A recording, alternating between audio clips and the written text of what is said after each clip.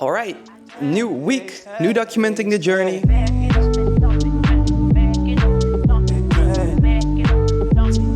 Welcome back. I'm here in Cape Town and let's get into it. On this channel, I document my journey building my brand, Exchange Life from 0 to 10 million a year. And today will be a little Q&A. I try to do these like once a month or something just to go through questions and kind of, build more community or something, engage the people that are actually on the journey with me with the videos. So I can maybe be of bigger impact or value to your journey. So that is what we're gonna do today. I've got a lot of interesting questions, so I probably cannot, get to all of them. A lot of them from Twitter, from Instagram. So just follow me on Instagram if you want to ask a question for next Q&A. I put like a little Instagram poll on there. So yeah, I got them here on my phone. I hope this background is decent and we'll get right into it, It's not my plaque, by the way, not my Shopify plaque. I'm just saying, no fake guru shit here. Or maybe it is. Who knows? So, right away, let's get into it. Do you analyze your campaigns daily? Yes, I do my own media buying. I start my day with it, actually. So every first task of the day is media buying, going through the campaigns, seeing if I should change anything, seeing I should do anything new, seeing if I should scale up or down, turn things off, turn things on, whatever, right? Some days I don't have to touch it at all. Other days I have to do other things like launching new ads or moving them or starting a new campaign, etc., right? You get the point. Daily. I do it every day. Next question. Stick to one geo, for example, UK, until you hit 6-figure monthly sales, or expand to EU/USA beforehand. It depends. But if I look at my friends that started in, for example, the UK, some of them would say, I would have wished I started earlier to look at different markets. It really depends on, do you ship your product from the UK, for example, if we take UK as the example. Do you manufacture in the UK? Are you shipping from China? There's so many different factors, but I think in general, if you can find something that at least has the potential to work in the USA, it has a big upside. Whether you start to run it from the US to the USA from the start or not, maybe you can start in your local country first and then to expand to the USA, but a lot of the really big brands are built in the USA and that's where the biggest market is. And so I would definitely strongly consider and maybe even test from the start to run something in the USA at least. And then depending on the other countries or where you ship from or whatever, also look at that. Why not, right? Why not? It depends on a lot of factors like I just said, but that's kind of my answer. How do you manage your team? So I almost do no calls. I only do calls when I actually need to do a call, which is a few times a week, with the people that have like an important role to play, I guess. And the rest is just all managed through Slack. I'm really on point with things. So I make sure that everything gets done and we have end of day sign-off messages and we have task lists for everyone and people know what they need to do and et cetera, et cetera. So that's kind of how I manage my team. I don't think you have to have calls, but sometimes calls are very useful to get things done quickly or to like discuss a strategy or a thought, etc. But I only really do calls when I actually need to do a call, and otherwise it's all on messages. Next question. Who were your first hires outside of customer support VAs? My next hires were probably designers because all of my products have custom engraving. So the designers are fulfilling those orders one by one, basically. Next was probably, let me check in my Slack. It was, I think, my video editor that I trained from scratch, basically. I'm going through that process again now with another video editor. I think someone helping me out with ad fulfillment, basically. What is more important, product or everything around? So website, marketing, fulfillment. Next question. I think product is most important, and how I came to that conclusion, watch my journey, especially the last few months. It was a huge lesson that hit super hard and that I now really understand deeply after I saw my brand go downhill again after Q4, and I was really, down bad, and I really started to internalize that lesson. if I look at all of my big scaler friends, it's like kind of many big scaler friends. They are all big scalers because they have a super good product opportunity, which means, for example, a really high LTV, a really unique differentiator, a first mover. I have this list I created now. Maybe I'll drop it one day of the ultimate e-commerce product, how to get to 8 figures, and then what else is needed to get to 9 figures. So like IP, for example, and whatever. But yeah, which is just hard with my product vehicle, right? Because I sell jewelry. People like buy it once. It's like a bracelet as a gift for a friend, and then people never really come back. And I understand these things because I am around people that do really big numbers. So I'm lucky enough to learn these things, but I know that they're not really relevant for my own brand right now, which is fine. I've watched my videos and watched the rest of the journey to kind of get my thoughts on that. But for now, I chose to keep pushing it, as you've seen in the past few videos, to kind of try to get the most out of it and not give up. And yeah, I just think that not everything should be rushed too fast. I am thinking about what can my next big thing be? What would that sick product be for me? What could that be? Where are the opportunities? And I'm, looking around and keeping my eyes open. But yeah, product is by far the most important thing. And I think not only in e-com, but in any business, if you have a sick product, you will have the wind in your back, or you will fight a downhill battle or something that is just way easier because you're either, for example, riding a trend, or you have economics in your favor, which a trend is, by the way, part. If it is a trend, then it's the market that is kind of pushing demand, and it's not really you're just capturing a demand, right? If it's a good economical product with like LTV and stuff, you just have more room to scale. You have more money to spend on a customer, and things just are easier. Instead of when you sell a bracelet, you have to like get a really low CPA to make it make sense, and the CPAs always go up. And so anyways, I know all these things and I will apply them for my next big scaler brand. And I think that will be very good because I can actually think about what I will start with instead of this brand now. I started when I was 16, 17, and I didn't really know what I was doing, and I was stubborn, and I just wanted to sell hoodies, and then kind of, yeah, not the right way of looking at business, but that's part of the game. I learned these things. I'm still young, so there is no rush, and I should apply these learnings and then not have it happen again, because then I'm just dumb if I do not learn from them, right? But that's something for the future, and you should really stay with me on the journey, because that will be very cool. I think, yeah, it will just be super cool what's gonna come. So yeah, let's see. What is the most underrated country to go on vacation? I mean, next question. I don't really go on vacation, but I really love South Africa. It's probably my favorite place in the world, especially around January to April. I'm extending my stay here. Staying here with one of my friends. We're just gonna, like most people are gonna leave, but we're just gonna keep our head down and work and get our things together or whatever. Just keep, I've been working really hard actually, so I have my things together, but I mean, yeah, just really good routine here and just keep that on for a bit, and then let's see where I'll go, but this place is really good. Next, how to practically meet people in Bali. Just go to cafes and tell your story to random people, question mark. Yes, that's what I did. Is that the most practical way to meet people? I'm not sure. Probably the best practical way to meet people is go to coworkings and do the same thing actually. So maybe yes, just start talking to people in coworkings and start becoming a regular, and maybe even switch 2 or 3 coworkings and start talking with people. And then when people are like you or whatever, they'll take you out to dinners and you'll start meeting other people, etc. This is how it all started for me.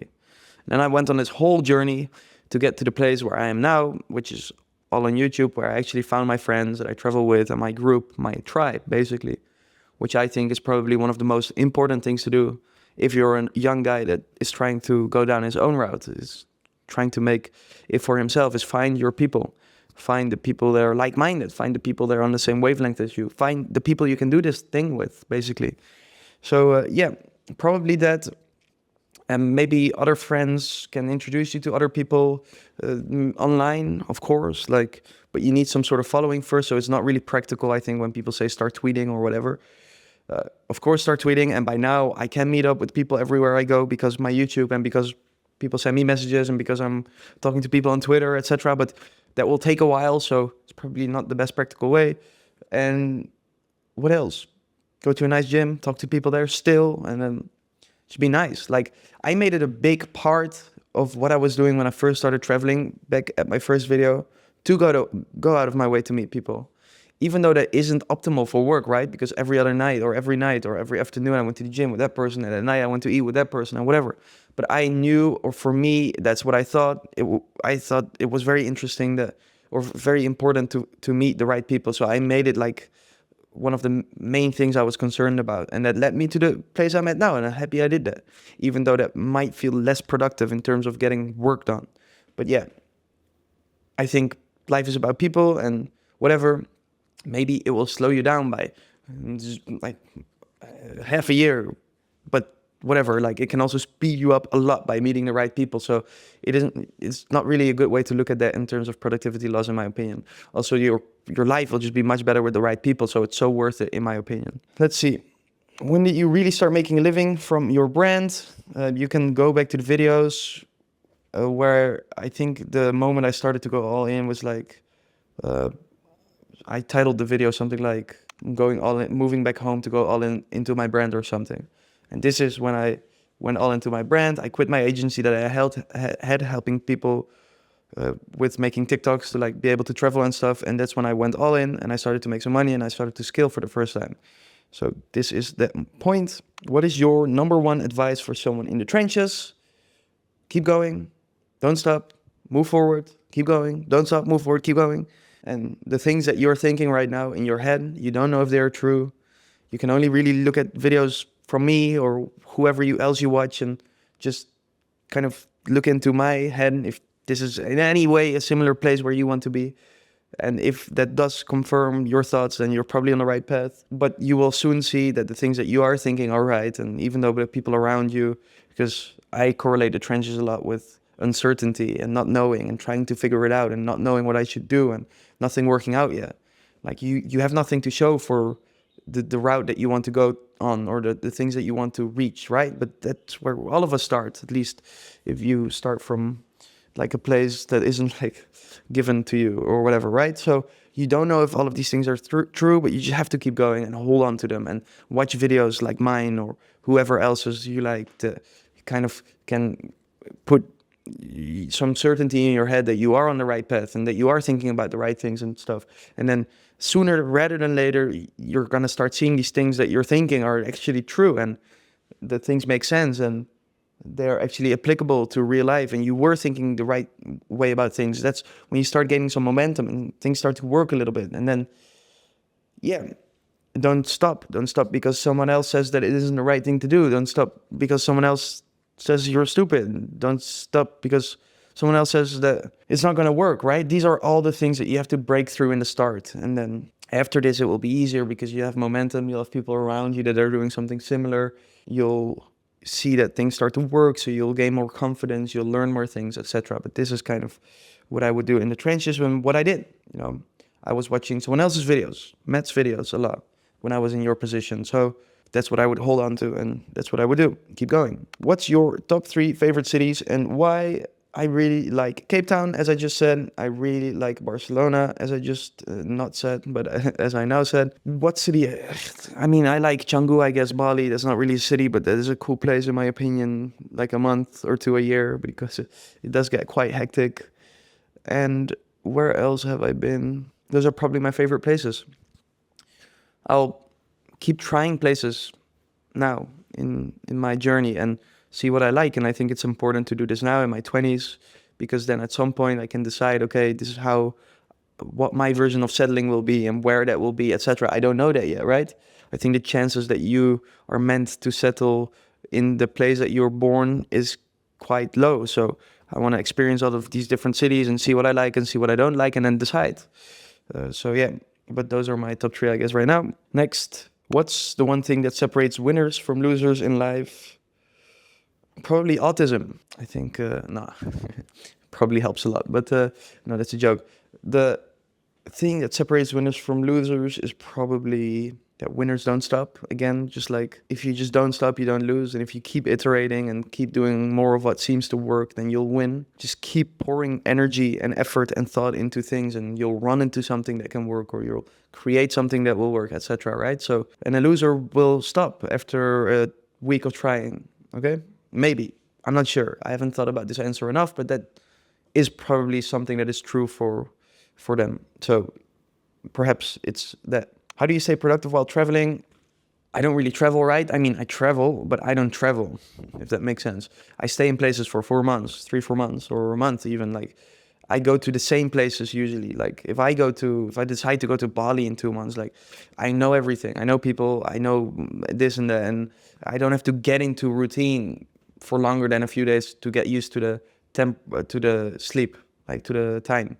So yeah, I don't really have a issue with staying productive. I think the thing that probably would distract me most is maybe doing some things here and there, like doing fun activities, but I think those are a net benefit, so I still do them.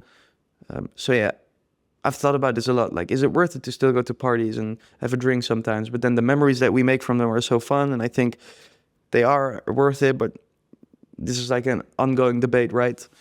Anyways, I don't really have an issue staying productive while traveling. I just lock in, I get into my routine, and here I barely leave the house. We have the gym downstairs. I work in my fucking cave, and I love it here, actually. I love my routine. It's super good. So yeah, that's kind of my thoughts.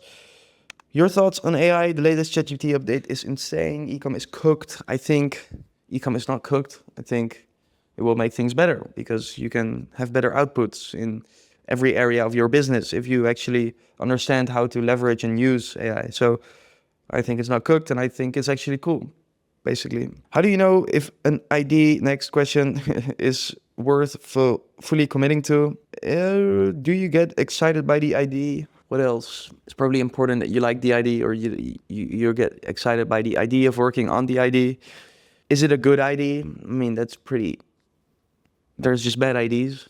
If it's a bad ID, then and that has a lot of factors, right? But if it's a bad ID, don't work at it. If it's a good ID, do. If it's a really good ID and you're excited to work on it, then it's probably the right thing to commit to, right? Next question. When running ads, what should be the recommended quantity for products?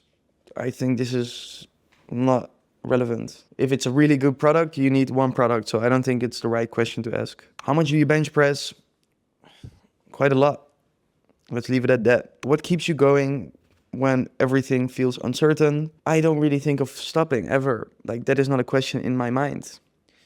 I was really going through it these past few months, as you guys saw in the videos, and I never once thought I would stop. I was reconsidering if the thing that I'm working on is the right thing to work on, which I think is a smart thing to do, but I don't think you understand how there isn't like even a second of thinking of stopping the journey. Like, that is just not it. Like, it's my life. Like, this is just my life. Like, there is no stopping.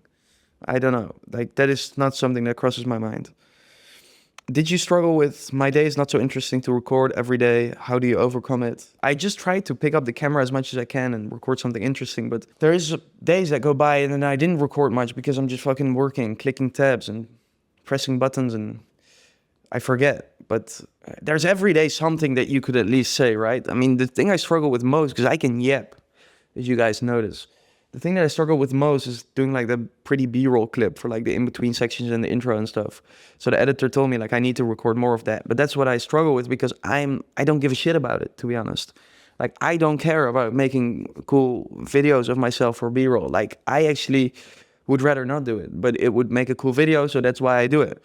And that's why I think it's in the future really cool to have someone with us that records and does all of that, because I don't want to be thinking of that. I want to be thinking about creating the coolest possible things and brands and videos as well, but like with someone that is super good at that. Like, I would think that is super cool, like some guy creating very cool videos with me and doing all of that, and not like, I don't want to be worried about like putting the camera down to record myself working. No, like, I want maybe the guy sees some fucking angle that looks like I'm James Bond or some shit. That's a joke, but yeah, you know what I mean? So yeah, that's actually what I struggle with, but it's fine. I still do, like, whatever. You got to use what you have or what you are currently able to do. So I just do as much as I can when I think about it, and sometimes I force myself more. And funnily enough, when I'm like hungover, I tend to record more for some reason, because probably I'm not thinking too much and I just start recording, whereas otherwise my brain is like fucking overloaded. So yeah, that is kind of my answer to the question. Let's see, next question. What do you sacrifice for your dreams, and is it worth it?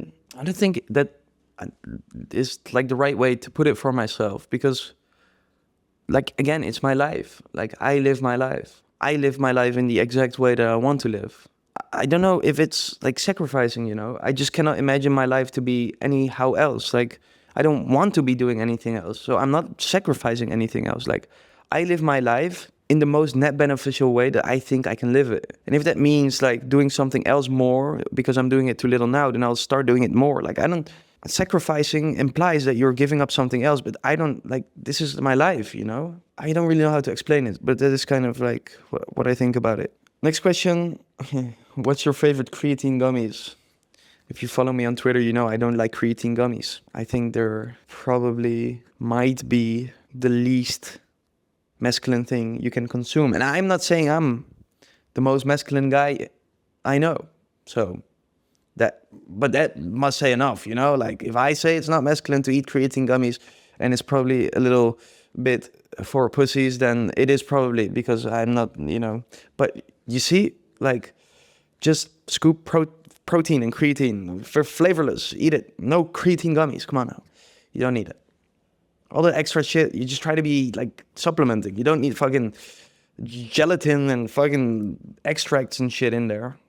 It's a waste. What's something you learned from your first brand that you didn't expect but will definitely use for the next one? Product. Find the right product. I think you start from building a good product, you build a brand around that, and then you expand the product category from that. But it all starts with having a really good product, ideally in a specific niche which you can build a brand around and build more sick products in and expand that way. But it's all about product, okay? It's all about product, in my opinion. If you had to start over again, would you jump into the same product niche? No, I mean, definitely not. I've gone over it, and I just talked about it just now today as well. No, but I didn't know what I was doing back then, and I ended up here, and now I know what I'm doing more, and I'm still learning a lot. I think you're never fully done with learning and knowing what you're doing. People are really just trying to figure it out along the way. It's just different things that they don't know that they are trying to figure out along the way. So yeah, that is, no, I wouldn't. I would find it a really good product based on many different things, but like LTV, and I actually have my list here. I'll drop some more sauce here just for you guys. There's a few must, like high margin. There should be a massive TAM, target addressable market, high LTV potential. There's another, like, some nerdy stuff. And then there's some bonuses, like a product that's intrinsically viral, high perceived value, etc.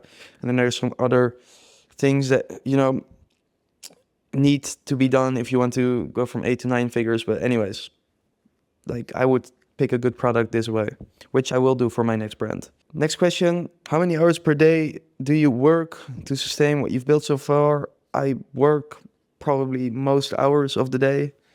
Let's say 12 hours a day at least. Don't think that is a must or not or whatever. I just don't want to be doing anything else, to be honest. The only times I'm not working is when I'm going to the gym or when I'm doing a social activity, which is a few times a week. Every other hour I work, basically. And I think that will change in the future, by the way. I don't think that is the right thing to do or not the right thing to do. It's just what I want to do right now. So that's what I do. And that sustains, I guess. But I'm not trying to sustain. I just think that grows me. I don't want to sustain. I want to keep growing. So I think that does that. What are the best hires you've made along the way and hires you're looking to make to scale more? I'm looking to hire a creative strategist that is coming through the journey. So if you are watching and want to be that, please let me know. I'm going to train you to become a fucking killer creative strategist and to scale your own thing and become a big scaler yourself. I'm looking to hire a customer support manager as well, not through the journey or through the journey, but an experienced one. So those are kind of the two. I was talking about that today, actually, to one of my friends, but that's what I'm looking. What are the best hires you've made along the way? It's probably, let's see, I mean, operations. You just need a really good operations guy that handles orders and issues and tracking and communicating with, like, especially for me, my supply chain is so complex because it's so many different products and it's all customized, and so that is just very important. Every order gets checked and the designs get made and etc., right? So operations probably. And then more recently, the best people I started to work with are people that came through the journey, and I think that is super cool. The hungry guys that work for me part-time, and the rest of the time, most of their time, they use to grow their own thing, which I'm helping them with. So there's some in there that have a lot of fucking potential. They are gonna fucking kill it, and that are gonna become big scalers as long as they do the right things, right? And I think that is so cool because they're crushing it for the brand, and I know where they're going, and I hope to leave an impact on their journey, and I'm gonna do something for them. You will see more about that in next week's video, but I will, do something for them probably every half a year or so, all the young guys that are working with me, to get people together and to introduce them to each other and help them make friends and show them the good life. And I think that will be super cool and will motivate people even more, even that are watching, to join the team and to work with us. So yeah. Next question. Serious one though, in your 900 days of ecom journey, yeah, it's longer by the way. I started ecom when I was like 14 or 15. I just started documenting this like 900 something days ago, but before that nothing worked yet. I was just trying dropship stores, and you should look at the video which I go through my story in. But 900 days ago I decided to go all in, and I quit my job, and I also already had quit school. But my brand was still not working, and before that I only created dropshipping stores that failed. So then I started my agency, and then at some point, like 1.5 years in or so, I started scaling my brand finally. But I've been in ecom longer than 900 days. And the top 5 things that I would tell myself to scale earlier is find the right product, keep testing products until you find a product with good potential. Secondly is get into ads right away, way earlier. I tried to do this whole community thing, blah, blah, blah, and now I have a really big community for the brand, which is super valuable, but isn't the way to scale in the short term right now.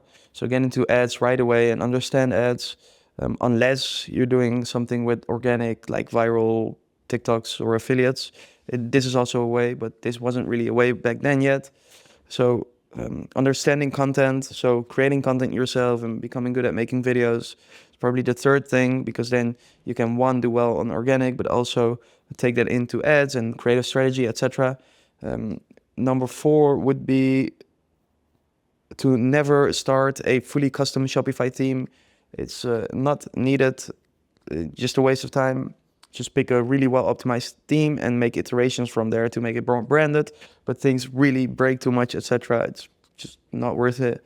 The potential loss is way bigger than the increase or whatever. So just create a basic theme that works. It's about conversion, not about how it looks, even though we all want it to look very cool, etc. Right? And then let's see. Next one, the last one. Learn from people online. Watch my videos, learn from them. Surround yourself with people that are thinking similarly, etc.